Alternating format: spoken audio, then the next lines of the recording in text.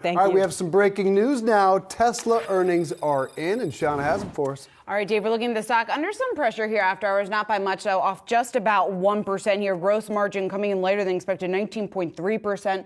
The estimate was for just over 21%. Also, another big headline, free cash flow coming in at $441 million. Now, the estimate was for just over $3 billion, and it's also a reduction of 80% on a year-over-year basis. When it comes to the top and bottom line numbers, a miss there on both. Revenue, $23.33 billion. That was a slight miss there for Tesla. EPS of 85 cents, also just short of what the street was looking for. When you take a look at what Tesla is saying in this release, they're attributing some of the quarter-over-quarter slowdown to, quote, volatile weather and other factors here. We have Brad Smith at the desk digging into this report as well. And Brad, another big focus of this report and of this earnings call potentially is going to be the updates on the Cybertruck. And at least the headline in the earnings release is that they are on track to begin production later this year. Yeah, forget when Lambo, when Cybertruck is the question that a lot of investors have been asking Elon Musk at any update that they can get. And for at least what they're saying right now, they're on track to begin that production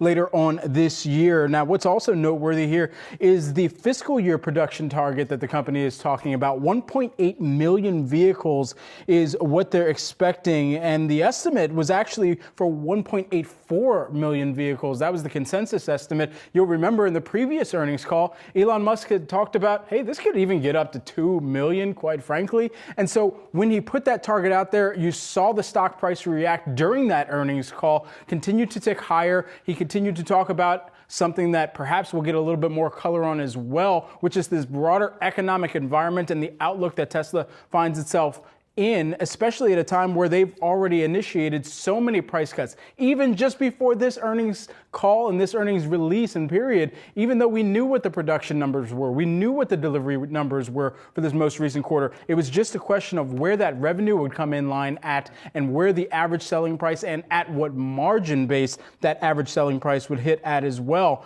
But again, this is an economic environment where they're going to have to be responding to the consumer demand at the price levels that are going to be actually engaged with from the population that's looking to get into an EV. The EV landscape still only represents about 6% of the total car and vehicle market here. So that's important to remember. And that's what's really talked about within the growth scaling up for a company in Tesla and many of the other automakers as well, and Ford, GM, the U.S. legacy automakers here as well. You think we'll get news about the sub $30,000 Tesla that has been long whispered about? Because really that's Chevy's signature advantage in the EV space. That Bolt, they sold about 20,000 of them in the prior quarter. That was a huge number that they put on the board. And still not a whisper about it from Elon. If you ask Tesla, they were already able to do that based on some of the tax credits that they were able to roll out many years ago. Plus, Exactly. And so if you ask them, they would say, well, we already accomplished that. However, if you're looking at where they are really bringing about some of the production efficiencies here, 75% of the Model Y, that SUV, is really just the Model 3 in itself. So those production efficiencies driving down the cost, at least to get the cars off of the production line and perhaps into delivery mode, I think that's going to be key. They're going to continue to upsell that. And then going forward from here as well, even as we hear about some of the other models that they've teased, I think that's where a lot of the investors are really hanging the hat on what the growth could look like. Because if you're just to kind of look under the Casper-like sheet that they had put over them in their investor day, then you would summon, okay, maybe it's a Jeep-like or a Bronco-like type of model or something like that. I mean, that would appease a lot of people out there. All right, now we're talking. It would appease a lot of people, but even when you take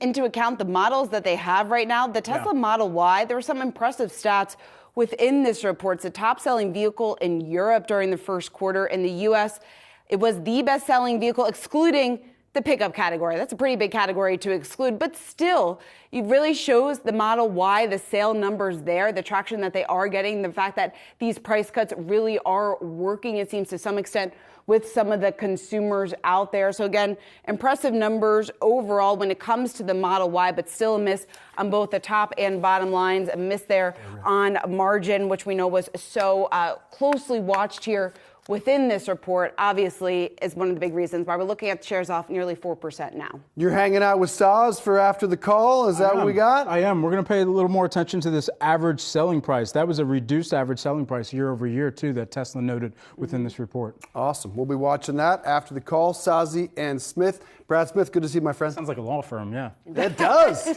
Impressive one at that. You can defend me someday. I'm sure I'll get in trouble. No, we don't. Yeah, Thanks, we've buddy. been Take on your that, business, yes. actually.